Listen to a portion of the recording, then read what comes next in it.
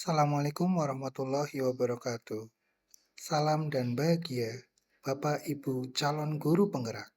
Perkenalkan, saya Tatang Purwana, calon guru penggerak angkatan 11 dari Kabupaten Purbalingga.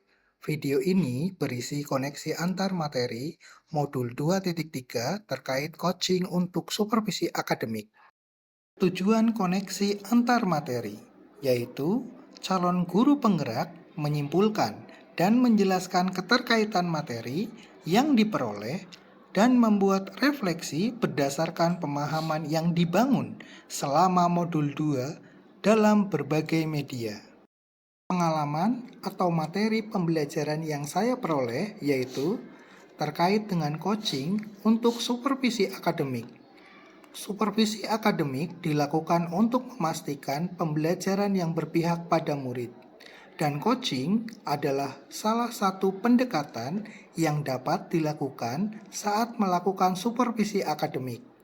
International Coaching Federation mendefinisikan coaching sebagai kemitraan dengan klien dalam suatu proses kreatif dan menggugah pikiran untuk menginspirasi klien agar dapat memaksimalkan potensi pribadi dan profesional coaching. Prinsip coaching ada 3, diantaranya kemitraan, proses kreatif, dan memaksimalkan potensi. Kompetensi inti saat coaching yaitu kehadiran penuh atau presence, mendengarkan aktif, dan mengajukan pertanyaan berbobot. Coaching dapat dilaksanakan dengan alur tirta, yaitu tujuan umum, identifikasi, rencana aksi, dan tanggung jawab. Dalam modul ini, saya belajar melakukan coaching. Saat saya mencoba praktik menjadi coach, saya merasa tertantang untuk menggali permasalahan dari coachee, sehingga coachee bisa menemukan solusi dari permasalahannya sendiri. Yang sudah berjalan baik adalah keterampilan mendengarkan aktif. Saya tidak memberikan asumsi, menjudgment coachee, dan tidak mengaitkan permasalahan coachee dengan pengalaman pribadi. Yang perlu diperbaiki dalam proses belajar ini adalah memberikan pertanyaan berbobot.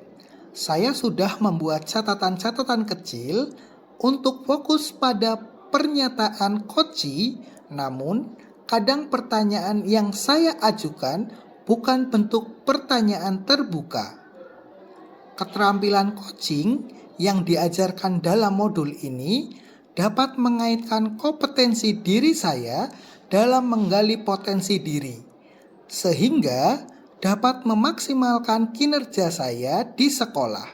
Saya belajar paradigma berpikir tumbuh dan keberpihakan pada murid. Di sini, saya belajar fokus pada apa yang akan dikembangkan, bersikap terbuka, dan ingin tahu, memiliki kesadaran diri yang kuat, serta mampu melihat peluang baru dan masa depan.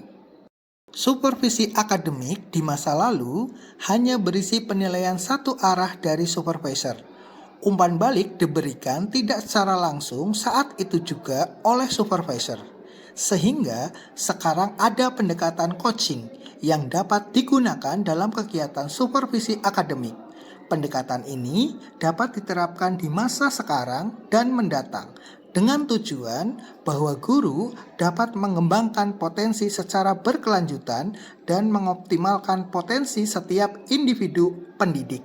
Peran saya sebagai coach di sekolah yaitu menuntun segala kekuatan kodrat atau potensi agar peserta didik mencapai keselamatan dan kebahagiaan sebagai manusia maupun anggota masyarakat sesuai filosofi Ki Hajar Dewantara. Proses coaching sebagai komunikasi pembelajaran antara guru dan murid, murid diberikan ruang kebebasan untuk menemukan kekuatan dirinya, dan peran pendidik sebagai pamong dalam memberi tuntunan dan memberdayakan potensi yang ada agar murid tidak kehilangan arah dan menemukan kekuatan dirinya tanpa membahayakan dirinya. Hal ini sejalan dengan prinsip pembelajaran diferensiasi modul 2.1 bahwa untuk mengembangkan potensi peserta didik, pendidik harus dapat mengetahui kesiapan belajar murid, minat murid, dan profil belajar murid.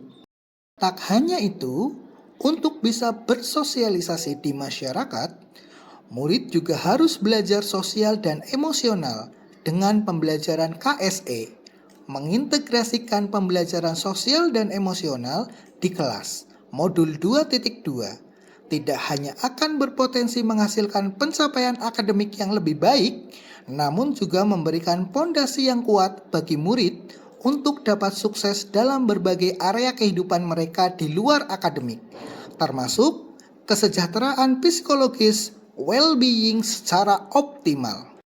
Keterampilan coaching akan meningkatkan pengalaman terkait supervisi akademik sebagai salah satu cara pengembangan kompetensi diri.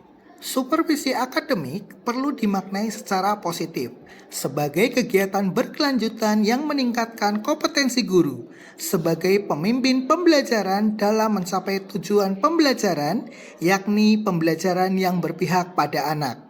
Pemimpin pembelajaran seyogyanya berfokus pada peningkatan kompetensi pendidik dalam mendesain pembelajaran yang berpihak pada murid, yang bertujuan pada pengembangan sekolah sebagai komunitas praktik pembelajaran. Seorang pemimpin pembelajaran dan sekolah perlu menghidupi paradigma berpikir yang memberdayakan bagi setiap warga sekolah dan melibatkan kekuatan-kekuatan yang ada dalam komunitasnya.